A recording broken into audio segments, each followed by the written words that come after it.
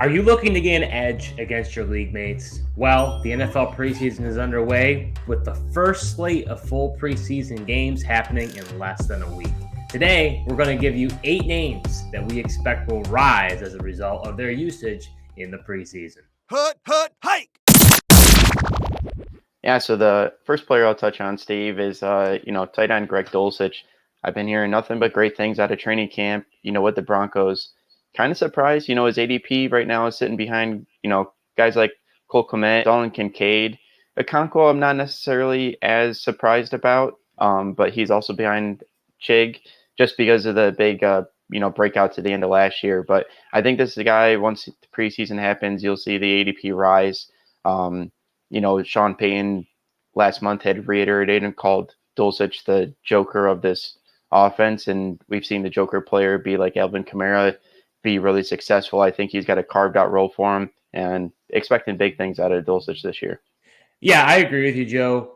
Right now, Greg Dulcich sits at tight end 15, ADP 131. I think definitely based on his preseason usage, I think we could definitely see an uptick. I don't know if Sean Payton will show his cards, if you will, but I think you'll at least see some sort of sneak peek that shows you that he will be more utilized in the offense, especially with the injuries of Tim Patrick out for the year and KJ Hamler most likely gone as well. That offense is not looking as robust as the amount of options that they have. So I think he's going to be used quite frequently.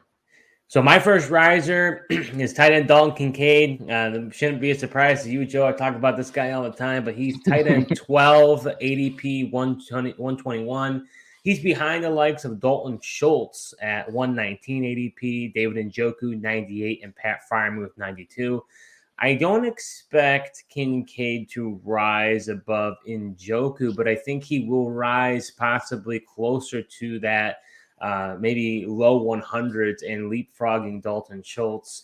The thing is, when it comes to Kincaid, why people are down on him is because he's a rookie tight end, and because he's a rookie tight end, they don't perform as well. That's the soundtrack that everyone wants to play when it comes to him because he's a rookie tight end. But I want to continue to say that he's not going to play your typical tight end, right? So in preseason, you're going to see a sneak peek of his usage, raving reviews of him in training camp. He's going to be the F tight end. We've already heard this from Brandon Beam. What does that mean? He's not a Y tight end. A Y tight end means he's an inline blocking tight end. For an F tight end, they're similar to what a Z wide receiver is. So you can think about him as being lined up sometimes at wide receiver, mostly as a slot receiver. So as a result, I think Kincaid is going to be used in a Cole Beasley type of role in the offense. There are a lot of vacated targets as well. I want to say close to over 100 targets vacated with the departures of Devin Singletary and Isaiah McKenzie. So I think it's not without a question that he's going to do really well this season. I think his ADP is going to rise. Yeah, it definitely can. I mean, especially the talk out of camp right now is all revolved around Kincaid. Everyone's asking Josh Allen about it. He's raving about him, showing the catches. I'm really interested to see if you're right, Steve, and Dalton Kincaid is kind of going to break this rookie tight end stretch and, have that year. Or is the, consensus essentially right that the rookie tight ends just aren't going to produce? Going right into my next player here. This is a guy like I didn't expect to really be talking about, but I'm going to go with James Cook.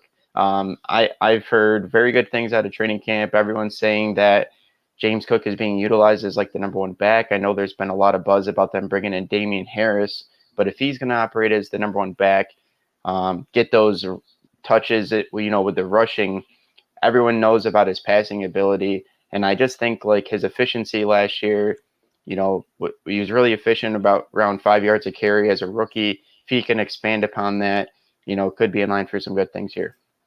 Yeah, I kind of question how big of a role he will be. I know we've maybe heard some coach speak from offensive coordinator Ken Dorsey that says that they see him as a all-purpose back. Is that true? Is it not true? But what I will say is I do agree with you. Right now he sits at running back 31, ADP 80. He's behind the likes of Alvin Kamara at 77, who I think will get suspended, David Montgomery at 76, who I would much rather have Jahmyr Gibbs. Don't know why he's that high. And then Isaiah Pacheco at 74, dealing with the kind of returning from an injury. So I see him leapfrogging all of those guys. So I'm with you. I think he'll definitely be a preseason riser. So my second riser is one of your guys, Joe, running back Javonte Williams from Denver Broncos. He's running back 27, ADP 66, which I thought was a little bit high. But right now he's behind the likes of Rashad White at 65, James Conner at 63, and DeAndre Swift at 61. Last year in fantasy football drafts, so this time of year, you had Javonte Williams being drafted as a running back 11 with an ADP of 22, and that was still with Melvin Gordon on the roster. So now Javonte, obviously, he tore his ACL, his PCL, and his posterolateral corner. So he's rehabbing from that. But what I was surprised about, and many, including myself, would tell you to avoid a running back coming off that type of injury. But he did not start off on the PUP, and we've already heard that we're expecting to see him play through preseason. So as a result, I think when people get to see him, and if he looks like his old form, I think that ADP is going to rise. I don't think it's going to reach that running back 11 like he was drafted last year, but I definitely think he's going to jump a couple notches. Yeah, I agree. I think I think the problem with his ADP being so low is everyone's comparing Javonte Williams' injury to the J.K. Dobbins injury, and we got to see J.K. Dobbins, try to come back last year. It didn't quite work out. Then towards the end of the year, when he was more healthy, we kind of saw flashes, but that burst still wasn't there. But Javonte's in a different camp. I mean, he's been in training camp. He was in mini camp. He's been practicing. He's not off to the side. And like you said, he's going to get that preseason action. So it will be interesting to see how much he does rise after we get to actually see him play some football. So are you enjoying this video so far? Well, if you are, show your support to our new channel by hitting the subscribe button and liking this video. We'll be creating videos all NFL season long, so you're not going to want to miss what we have in store. All right, Joe, so who is your third riser? Yeah, my third riser is going to be Elijah Moore. He's currently sitting at the 47 ADP, number 114, which is behind the likes of Juju Smith-Schuster at 109, Quentin Johnston at 107, and Cortland Sutton at 103. And out of those options, really Quentin Johnston would be the only one I might want over Elijah Moore, but I would definitely expect his ADP to rise above those other guys like Juju and Cortland. I just think the potential in this offense behind Amari Cooper, I'm expecting Deshaun Watson to, actually look like he was closer to when he was playing in Houston versus last year. He's getting the full training camp, and at practices we'll have the preseason as well. So I'm expecting better things out of this Browns offense, and Elijah Moore to actually have a role and show off his talent that he had, unlike the Jets were.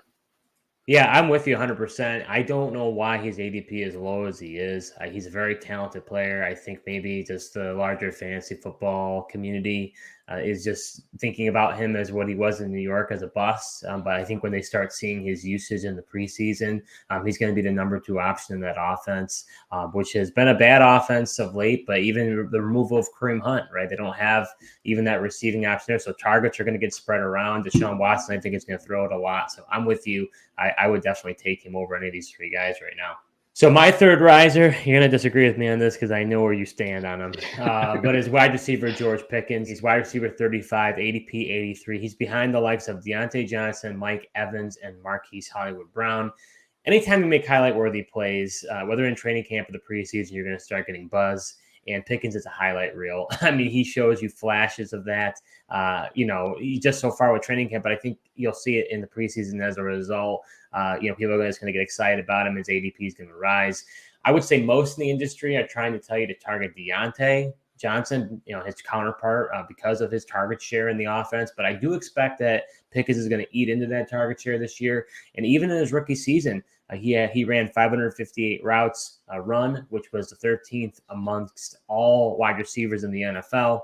So I think he's going to feel more comfortable in that offense in the second year. I think they're going to allow Kenny Pickett to kind of not go full unleash, but a little bit more, empowerment in that offense. So I expect him to rise as well.